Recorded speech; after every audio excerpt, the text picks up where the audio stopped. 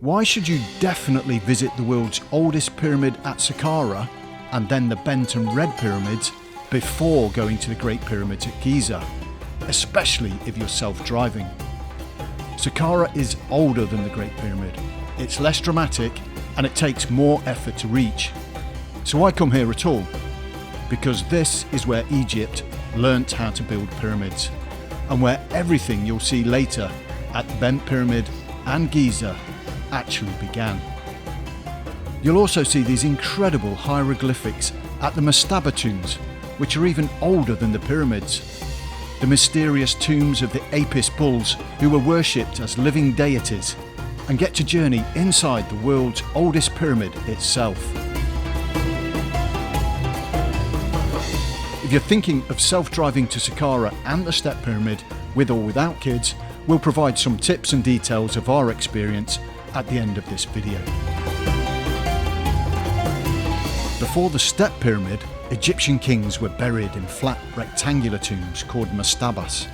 They're wonderful, elaborate monuments to the life of kings and their subjects, but they don't dominate the landscape.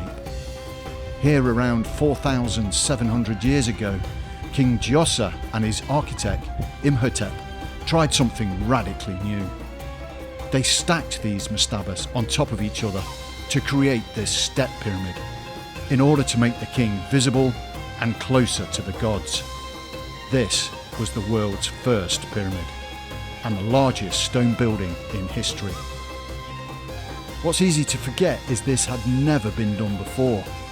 Saqqara isn't the result of centuries of refinement, it's a bold and early experiment, and it worked.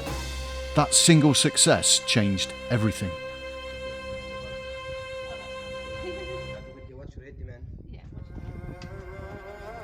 It was a real privilege to enter the oldest pyramid in the world.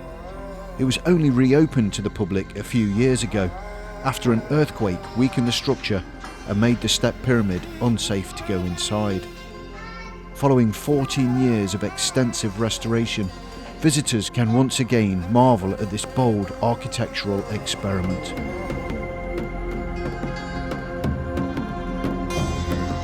At the bottom of this 90-foot deep shaft is a giant sarcophagus made of 32 pink granite blocks, believed to be the tomb of King Djoser. Leading off from this shaft are a network of tunnels that you can explore from the separate northern entrance. Once kings realised pyramids were possible, the next question was obvious. How do we make them bigger and smoother? At nearby Dahshur, the site of the Bent Pyramid, builders attempted a true smooth-sided pyramid for the very first time. But they pushed too far, too fast, which resulted in structural cracking and an emergency change in design that resulted in its unique bent shape. Visiting the Bent Pyramid was the absolute highlight of our entire trip to Egypt, so make sure you watch our film about that, which is also on our channel. The lessons from the Bent Pyramid enabled the construction of the first true pyramid, the nearby Red Pyramid, which was the blueprint for the Great Pyramid at Giza. Seeing the pyramids in chronological order changes how you understand Egypt. It gives you a visible, linear progression of how human ingenuity, not alien technology, is the origin story for the pyramids, without removing the awe and wonderment of seeing it up close for yourself. What's great about Saqqara for independent travellers who want to do their own thing, in their own way, at their own pace, especially those with kids, is there's so much variety and so many areas to explore, and it's much less crowded and touristy than the other more famous sites.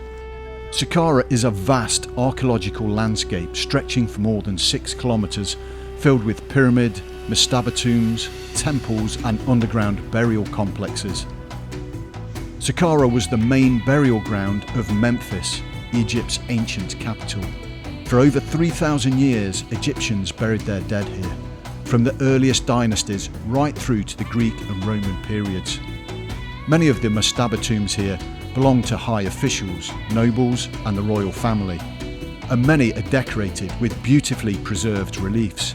You'll see scenes of everyday life from over 4,000 years ago, including farming, fishing and craftsmanship.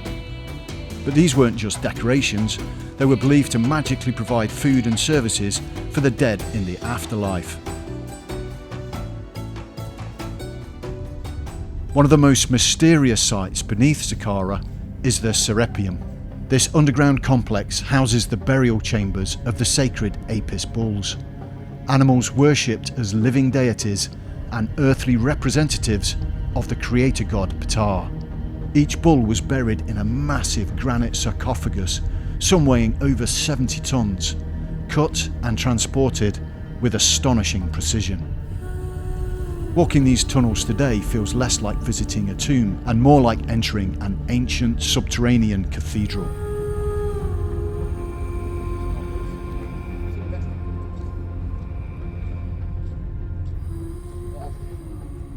Just a little way from the Step Pyramid is the Pyramid of Djoser. Smaller and almost humble compared to its famous neighbours, it has a story that makes it really special. Welcome, come on in. Djoser was one of the last kings of the 5th dynasty, and his pyramid is the first to feature hieroglyphics inside the burial chamber, what we now call the pyramid texts. These inscriptions were meant to guide the king into the afterlife, and they mark the beginning of a tradition that continued for centuries. There's so much more to see at Saqqara, but we hope you've got a good idea of why it's a fundamental element of any self-driving tour in the Cairo area. Keep watching if you'd like some advice on self-driving to Saqqara with or without kids, or if you're not at that stage yet, why not watch our Egypt highlights video next to give you some inspiration for your own self-planned tour. So how did we find visiting Saqqara as independent travellers with kids? Well, it took us about 45 minutes to drive there from our hotel in Giza. In the morning, the roads around Giza weren't too busy, and once out of the Cairo area, it turned into quite a pleasant drive. We followed Google Maps, which did a pretty good job of getting us most of the way there, apart from the last few hundred metres where it detoured off to the right instead of following the sign straight on. Generally, for driving in Egypt in 2025, we found it better to follow the signs rather than Google Maps if ever there was a discrepancy. Arriving at Saqqara, we went through a security checkpoint with just an exchange of pleasantries and bought tickets at the entrance with a Revolut Visa card. Driving around the site and parking was stress-free, and there were maps and signs to get you to the different places of interest. There were a few vendors and members of staff and chancers asking for tips for unsolicited mini-tours and best photo opportunities, but no unpleasantness. And it's much quieter than the top Egyptian destinations like Giza. We got around a lot of the site, and for the most part the kids were engaged, but there's quite a bit of walking, so the little two were certainly getting tired after a few hours. There's not a lot of shade except inside the various tombs. We went there in October, so it wasn't too hot, but in the summer that could be an issue. Some general top tips: make sure you download your route on Google Maps before leaving in case you lose signal. Get an eSIM for cost-effective mobile data. Carry lots of small Egyptian pound notes for tips. And if at all possible, drive back to your hotel before dark and ideally before the 5 PM rush hour, as the general chaotic roads turn to absolute mayhem once the Egyptians leave work for the day. If you found this video useful, please do subscribe. We've got lots more trips to show you.